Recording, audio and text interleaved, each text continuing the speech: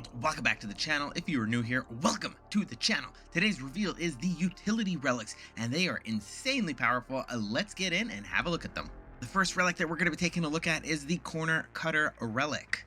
If you grab this relic, you will be lacing up the Sage's Greaves. Just like last league's while equipped, the Sage's Greaves will grant agility experience based on your agility level while you run.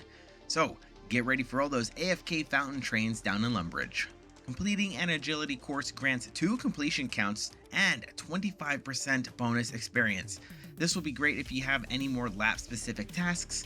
If you are in the wild, I'm not too sure if this is going to classify as a double loot from the dispenser on the wilderness course. From what I'm reading, the description sounds like it is a completion and the reward is set to completions. So stacking up those completions can be extremely profitable in that case. Marks of Grace will also spawn with 10k coins, so if you need some extra coinage while ripping across those rooftops for your 200th time in a row, you'll end up with a pretty penny or two. Lastly, you will receive double the quantity of the Pyramid Tops, the Hallowed Marks, Brimhaven vouchers, and any crystal shards. Note that the crystal shards are from agility only. Next up is the Friendly Forager. Just be careful when you bend down to get some of that foraging done. You know what I mean. Picking this relic, you will receive the Forager's Pouch, which will provide the following benefits if you keep it in your inventory or have it equipped.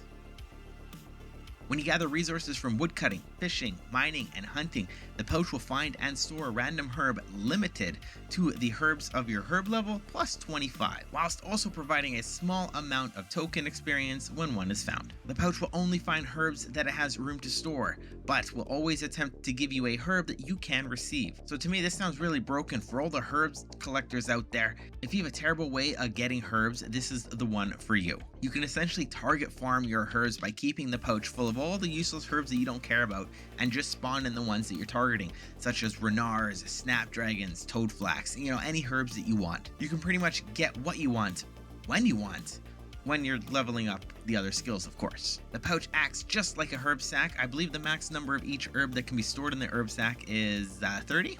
Additionally, you gain the following benefits to herb lore when crafting potions.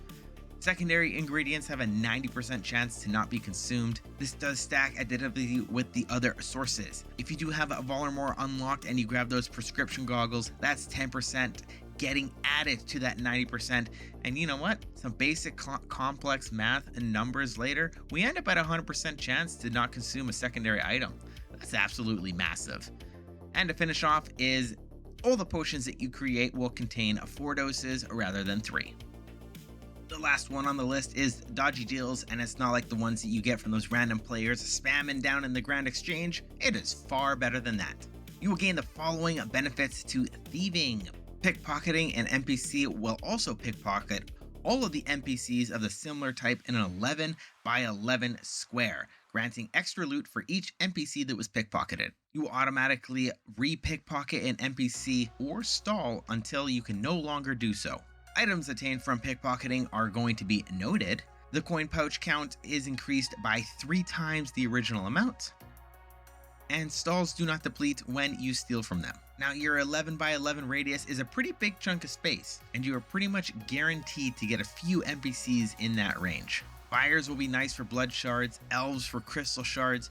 I can see some massive experience drops in crafting and smithing for anyone who picks this relic and goes to Rarnwin. Note that any multi-pickpocketing is loot multiplier only. That means it's just golden items. You will not be gaining additional experience and you won't be gaining any pet rolls. This means that if you get a blood shard and you are pickpocketing from 3 buyers, you'll end up with 3 blood shards. You also do not need to have line of sight of the NPCs, they just need to be within that 11 by 11 tile radius. For the stalls, I don't know if you're going to be noticed by the guards or not, or if you have some sort of immunity. If they notice you, is that going to interrupt your thieving?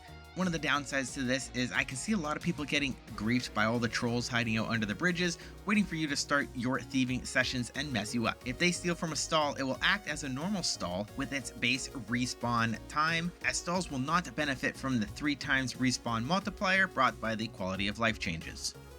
I am honestly lost. I don't know what relic that I want to pick. They are all so powerful and they benefit all of my regions pretty good. I will definitely have to wait until a later date to choose my relic path. There are a few that I'm still undecided on, and those ones will greatly affect my choices on picking one of these utility relics. We also don't know what tier of relic this will be. Is it a tier 2 or is it a tier 5? Only time will tell. That is going to be it for this video. What relic are you planning on picking, and why are you picking it?